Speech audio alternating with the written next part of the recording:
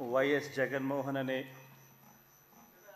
నేను జగన్మోహన్ రెడ్డి అనే నేను శాసనసభ సభ్యునిగా ఎన్నికైనందున శాసనం ద్వారా నిర్మితమైన భారత రాజ్యాంగం పట్ల నిజమైన విశ్వాసం విధేయత చూపుతానని, భారతదేశ సార్వభౌమాధికారాన్ని సమగ్రతను కాపాడుతానని, నేను స్వీకరించబోయే కర్తవ్యాన్ని శ్రద్ధాసక్తులతో నిర్వహిస్తానని దైవసాక్షిగా ప్రమాణం చేస్తున్నాను.